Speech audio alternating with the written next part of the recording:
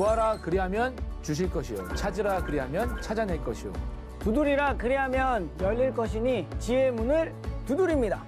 안방으로 찾아가는 명사들의 명강초대 굿 클래스. 네, 오늘은 또 어떤 강의가 있을지 기대가 되는데요. 네, 요즘 나는 누구인가, 나는 어떤 성격인지 궁금해하시는 분들이 정말 많이 있습니다. 엄청 많아요. 네, 그래서 준비한 오늘의 강의인데요. 네.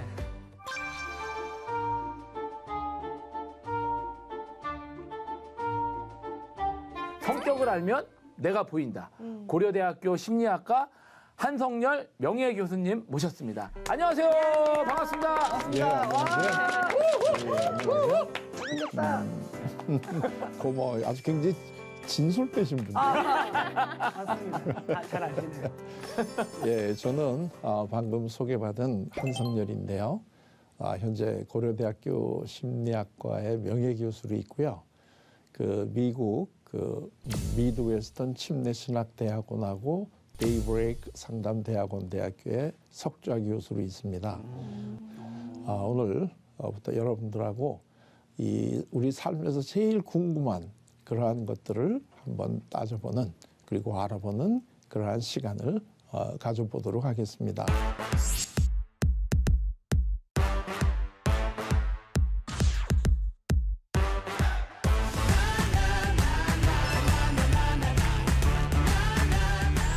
오늘은 왜 우리가 그 성격에 대해서도 궁금하게 됐는가 하는 이제 그 이야기를 한번 나눠보려고 해요.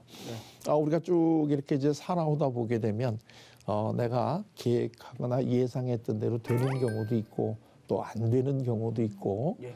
또 어떨 때 보게 되면 전혀 내가 예상 안 했던 일들이 나한테 닥쳐와서 그렇게 나한테 행운이 되기도 하고 또 불행이 되기도 하고 여러 가지 우리가 살아가면서 이제 많은 희노애락을 겪는데 그때 우리가 언뜻 무슨 생각을 하게 되느냐면 내가 앞으로 살아가는 나의 삶이 이게 운명인가?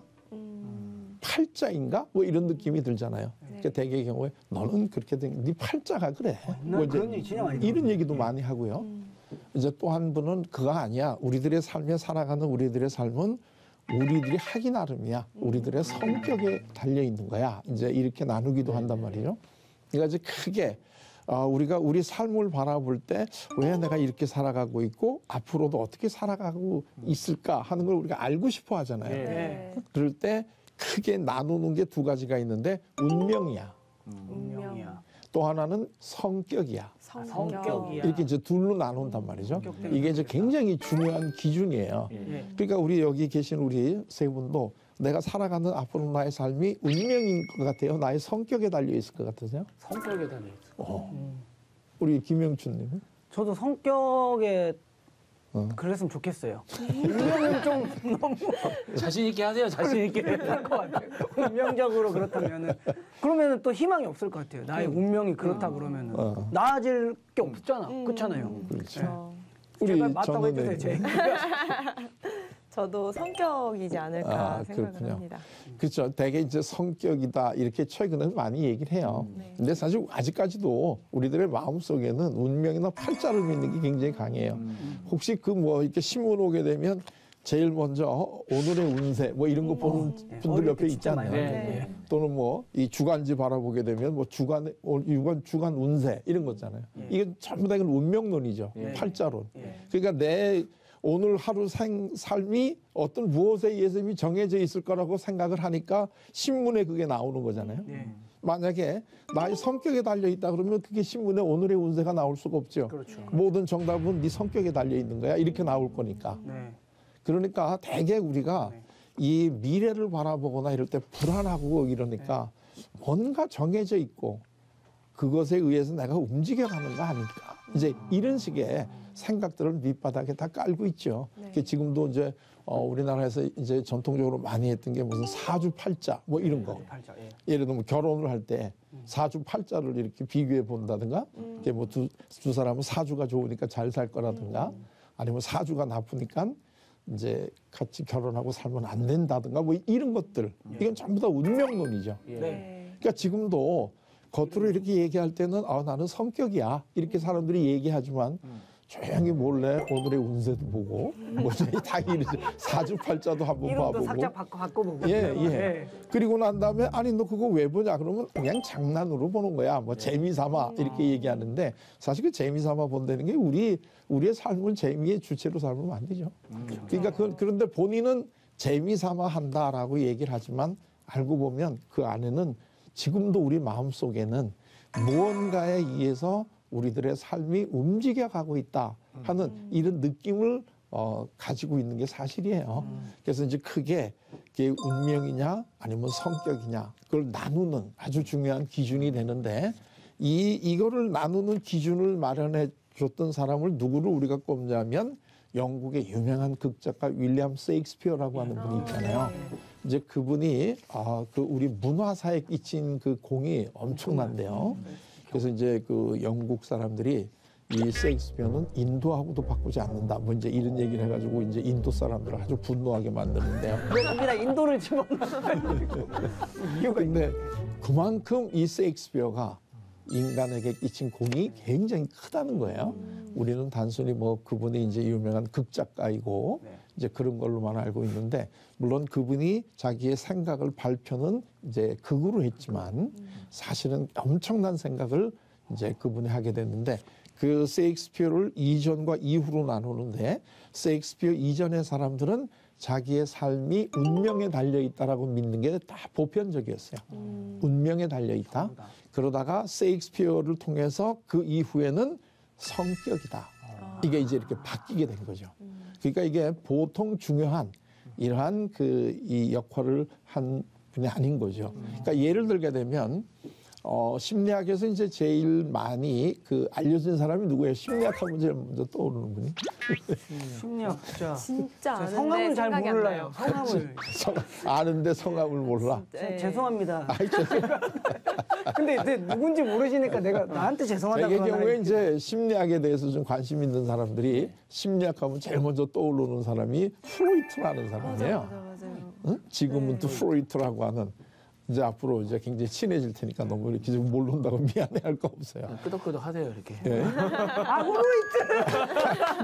이제 생각났어요. 그 형. 생각났어요. 네. 프로이트 그게 생각났는데. 그 형이 갑자기 떠오르지가 않아요. 네. 근데 이제 지금도 프로이트 하면 이제 뭐 무의식이 이제 나오고 조금 이따 다 나오는데 뭐 성격이 나오고 그 중에 이제 제일 대표적인 게 이제 그 웨디퍼스 컴플렉스라는 게 있어요. 그것도 또 이제 나오게 되는데 그 웨디퍼스 컴플렉스라는 그 프로이트가 따온 그게 고대 희극의 유명한 비극 시인 중에 소포클레스라는 사람이 있는데 이 소포클레스라는 사람의 대표작 중에 하나가 이 웨디퍼스 왕이라는 게 있어요. 지금도 이 그 웨디퍼스 왕에 대한 이 드라마는 전 세계를 통틀어서 보면 공연이 안 되는 날이 없는 연극이라는 거예요. 그러니까 그만큼 우리 삶의 아주 이 핵심적인 부분을 다루고 있는데 프로이트가 따온 그 비극은 간단한 거예요. 이 테베라고 하는 그 도시 국가가 있는데 이 도시 국가의 그 왕이 나라가 평온한데 그 왕위를 이어줄 후사가 없는 거예요. 그래서 이제 그게 굉장히 걱정이었거든요. 그러다가 아들을 낳았어요. 이거 얼마나 기쁜 일이겠어요. 근데 이제 그 당시에는 그 자녀를 낳게 되면 신전에 가서 신탁을 받아요. 그러니까 얘의 앞으로 운명은 어떠할 것이다 하는 걸 이렇게 이제 알려주는 이제 그걸 받는데 그러니까 이제 임금이 이제 신하를 보내가지고 자기 아들의 신탁을 받아왔는데 이 신탁이 너무나 엄청난 내용인 거예요. 자기 친아버지를 죽이고 자기 친어머니와 결혼하고 살 팔자다. 이제 이렇게 된 거죠. 그러니까 세상에 이런 팔자가 어디 있어요. 그러면 아빠가 가만히 있기 힘들겠는데. 그렇죠. 네. 그래가지고 그 아버지가 고민을 하다가 자기가 믿을 수 있는 신하 하나를 조용히 불러가지고 얘를 죽여라. 왜냐면 얘가 아버지를 죽이고 어머니랑 산다니까 그러니까 나를 죽이고 자기 어머니 나의 부인하고 산다. 지금 이런 팔자라는 거 아니에요. 이거 그냥 놔두면 세상에 이런 패륜이 없잖아요. 그렇죠. 그래서 조용히 고민하다가 얘를 죽여라. 그러니까 이제 그 신하가 얘를 이제 죽이려고 애를 산으로 데리고 갔는데 신하가 가만 생각을 해보니까 얘를 산에다가 이렇게 놔두면 이래저래 얘가 죽을 건데 내가 왜 내 손에 애기의 피를 묻히겠나 이렇게 생각을 하고 얘를 갖다가 이제 그 바구니에 이렇게 이제 놔두고 자기는 내려오다가 다른 짐승의 피를 묻혀가지고 이제 죽였다. 이렇게 이제 임금한테 갖다 이제 준 거죠. 보통 그러면 애들 안 죽거든. 그렇지. 바구니 저렇게 그렇지. 그래서 죽었다면 이제 얘기가 안 되는 거니까. 그랬는데 얘가 이제 울 거 아니겠어요. 그랬더니 마침 그때 이제 그 다른 나라에 살고 있던 나무꾼이 어디서 자꾸 애기 우는 소리가 들리는 거예요. 그래가지고 이 나무꾼이 애기 우는 데를 소리 나는 데를 찾아보니까 아주 귀여운 애기가 이 벌거숭이가 돼가지고 막 울고 있는 거예요. 근데 이 집은 마침 또 애가 없는 집이네. 그래서 야 이거는 또 신이 나한테 준 애기구나 이렇게 생각을 하고 얘를 자기 집으로 데리고 와서 잘 키웠죠. 그래서 이제 이 친구가 아주 굉장히 장성을 했어요. 그리고 나서 다시 이 친구도 이제 그 자기 운명을 한번 알아보려고 그 신에 가서 신탁을 받았더니 너는 친아버지를 죽이고 친어머니랑 살 팔자다 이런 신탁이 떠나왔다는 거예요. 근데 이제 이 친구는 이 청년은 지금 살고 있는 그 나무꾼이 그 사냥꾼이 자기 아버지인 걸 알고 있잖아요. 그러니까 고심고심 하다가 내가 집을 떠나야 되겠다. 내가 여기 집을 같이 살다가는 내가 실수로라도 우리 아버지를 죽일 수가 있으니까 내가 떠나야 되겠다. 그래가지고 이제 그 인사를 나누고 이제 집을 떠납니다. 그리고 다시는 내가 집에 안 오겠다. 그리고 떠나다가 그렇지 않아도 지금 이제 그 사랑하는 아버지 어머니를 떠나서 우울한데 산을 이렇게 넘어가는데 어떤 나이가 좀 많은 사람이 앞을 가로막고 시비를 거는 거예요. 그래가지고 나이 많은 사람하고 시비가 붙었다가 결투를 해서 그 사람을 죽였어요. 근데 이 사람이 누구냐면 바로 웨디퍼스 왕이 지금 이 사냥을 나왔던 길이야.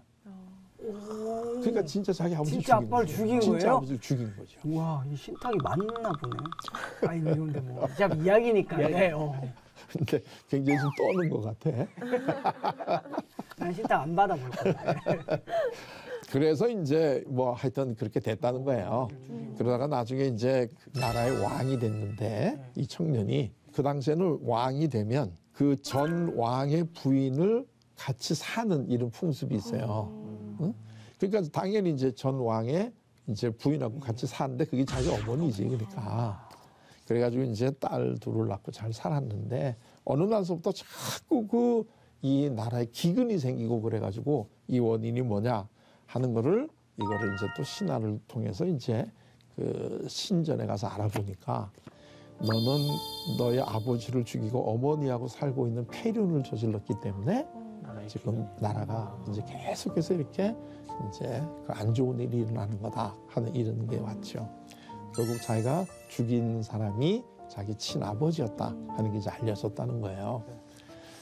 이게 이제 소위 그 웨디푸스 왕의 비극이라는 이제 아주 유명한 그래서 이제 여기서부터 이제 프로이트가 따온 인간의 아주 그 무의식 속에 있는 게 뭐냐면 우리들은 자기 부모 중에 그 동성의 부모를 미워하고 이성의 부모를 사랑하는 이런 경향이 인간은 누구나 다 있다.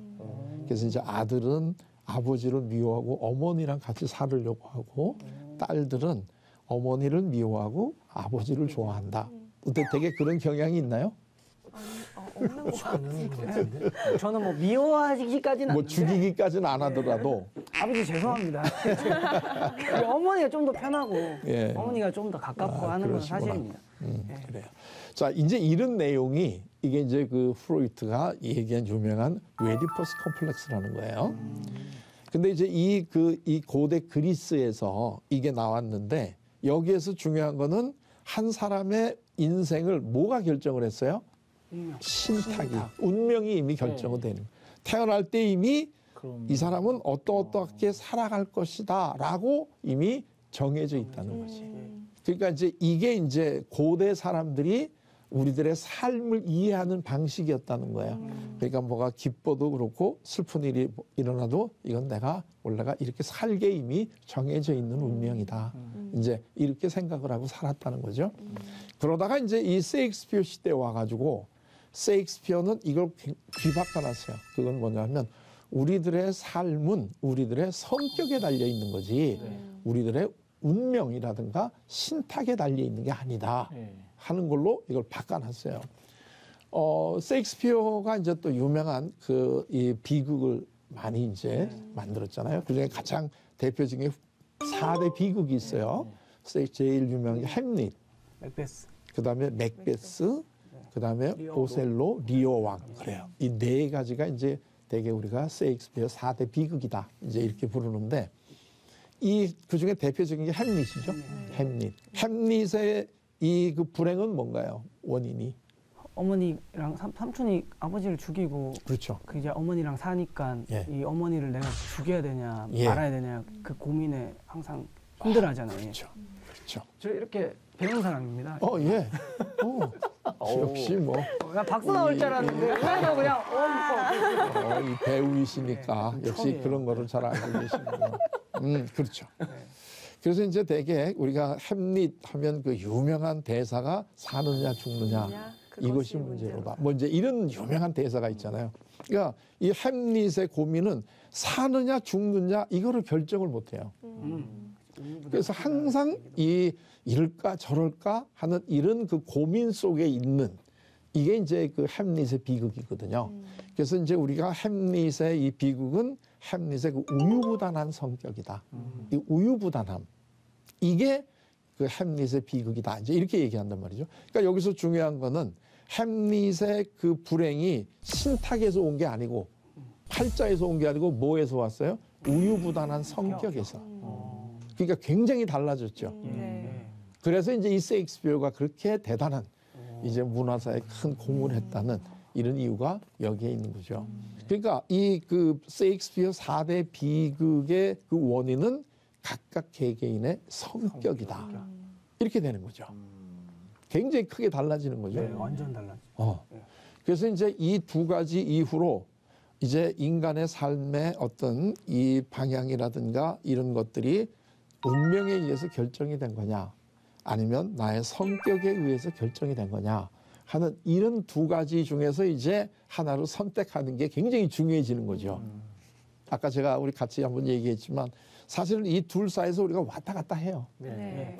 어떤 때는 성격이라고 그러다가 또 어떤 때는 내가 도저히 이해할 수 없는 일들이 나한테 이렇게 닥치는 경우도 많이 있잖아요.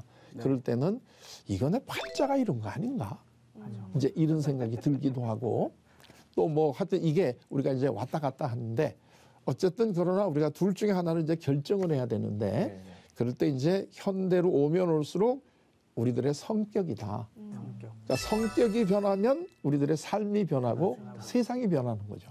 그래서 이제 우리가 그 성격을 알아야 된다 하는 게 굉장히 중요해지는 거죠. 우리 운명과 그렇죠. 밀접한 관계가 있으니까. 예. 우리들의 삶이 내가 앞으로 어떻게 내 삶이 진행돼 갈 건가 하는 것이 내가 성격이다. 이렇게 되면 이게 이제 신탁하고 다른 거는 아까도 이제 말씀하셨지만 신탁이라는 건 내가 바꿀 수가 없는 거잖아요.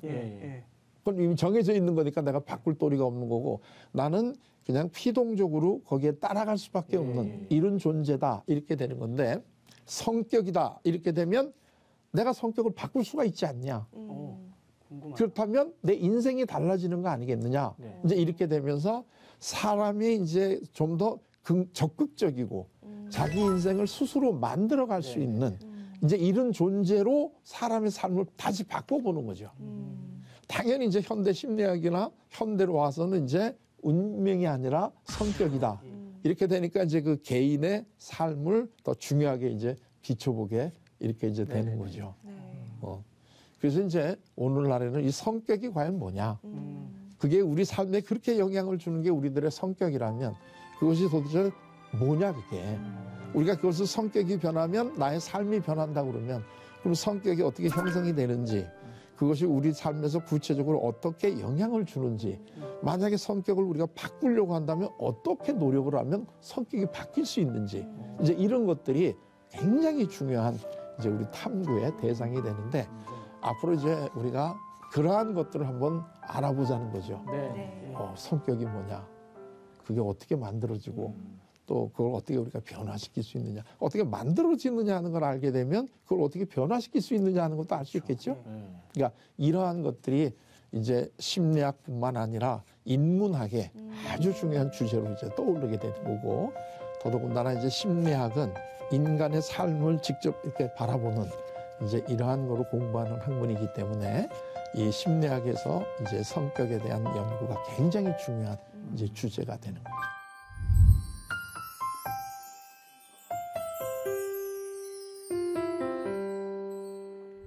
그 성격이냐 운명이냐 하는데 교수님은 그 성격이다라고 이렇게 좀 얘기를 하시는 거죠?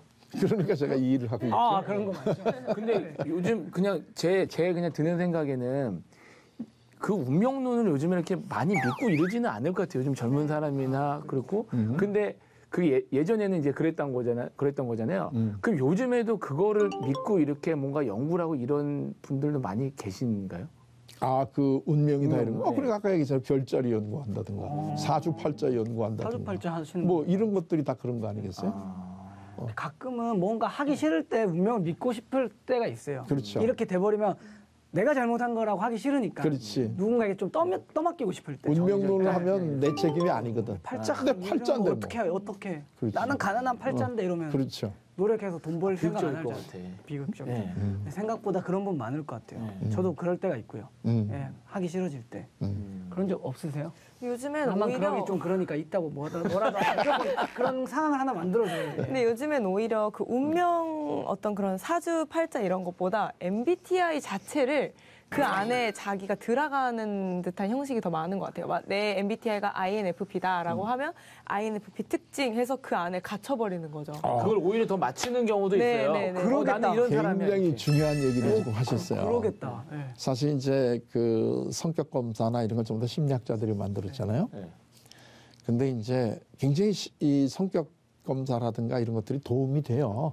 어떤 사람을 우리가 이해하려고 할 때 그냥 아무것도 없는 상태에서 이해하는 것보다 되게 이제 성격이 이 사람은 이제 이렇다 하는 걸 알면 그러면 이제 어떻게 내가 상대를 해야 될까 하는 걸 알 수 있잖아요. 네. 그래서 굉장히 도움이 많이 되는데 한 가지 조심하셔야 돼요. 그게 바로 지금 얘기하신 바로 그거예요. 그래서 내가 어떤 유형이다 이렇게 딱 하게 되면 나를 자꾸 그 유형의 특징에 나를 이렇게 집어넣어요. 그런 게 있지. 그런데 성격이라고 하는 거는 변할까요? 안 변할까요? 내 성격이. 변할 것 같아요. 환경 변합니다. 특히 이런 것 때문에. 만약에 성격이 변한다고 하면 어느 한 시간에 그 MBTI나 이런 성격 검사로 나는 무슨 형이야 하고 고정을 시켜놓으면 안 되죠. 왜냐면 난 성격은 변하고 있는데. 근데 대개 이제 심리학을 전문으로 하거나 이러지 않는 분들은 그냥 평생에 한두 번 MBTI 검사하고 한평생 나는 뭐 ISTJ야 뭐 이제 이런 식으로 넘어간단 말이죠. 그게 내 운명이야. 이런 그렇지. 거지. 나는 이제 변해가고 있는데 사실은 내가 생각하는 나는 아직까지도 어떤 형에 이렇게 딱 틀에 고정돼 있단 말이에요. 네. 이거는 별로 바람직하지 않죠. 네. 그러니까 모든 검사가 사실 그렇잖아요. 인간이 얼마나 다양한 존재인데 그게 16가지 유형에 그걸 다 집어넣는다는 것 자체가 네. 사실은 그렇게 정확할 수가 없어요. 다만 그 정도로 이렇게 해보면 되게 큰 틀에서는 우리가 이해가 될 수 있다 이런 얘기니까 그거의 한계가 뭐고 어떻게 조심해야 되느냐 하는 걸 알면서 사용하면 참 좋은데 그게 그렇지 않으면 그래요. 좋은 얘기다. 내 스스로 나를 이렇게 억누를 수 있으니까 조심해야겠네요. 네. 난 이거밖에 안 돼. 막 이렇게 하면서. 그렇죠. 근데 만약에 이거 나중에 성격 얘기할 때 물어보려고 하긴 했는데 이게 성격이 이렇게 다 좀 있잖아요. 사실 내가 친구 이 성격 바꿔주고 이런 거는 좀 힘들겠죠. 도움 힘들다는 게 불가능하다는 얘기는 아니에요. 우리 그러니까 이제 그 조금 전에도 얘기를 했지만 성격이 변하느냐 안 변하느냐 이 얘기인데 안 변한다고 우리가 생각을 하면 교육이라든가 또는 우리가 믿는 신앙이라든가 이런 것들이 그게 별로 이렇게 의미가 없잖아요. 네. 안 변하고 그대로 있다면. 그렇죠. 그러니까 우리는 항상 변한다라고 하는 가정하에서 그렇게 쉽게 변하진 않지만 그래도 어떠한 조건이 마련되면 사람의 성격은 변할 것이다 라고 생각을 하죠. 근데 이제 그렇게 쉽게 오늘따라 내일따라 이렇게 변하는 건 아니죠. 자, 오늘은 우리가 앞으로 아주 중요하게 알아볼 나의 삶과 나의 이제 성격의 관계에 대해서 좀 알아봤는데요. 현대로 올수록 우리는 나의 삶은 나의 성격에 따라서 이제 달라지는 거다. 이렇게 이제 생각을 한다는 게 오늘 이제 강의의 핵심이고요. 다음부터는 이제 그럼 그 성격이 어떻게 형성되고 또 그게 우리 삶에 어떻게 영향을 주는지 이런 것들을 한번 알아보도록 할게요. 네, 감사합니다. 감사합니다.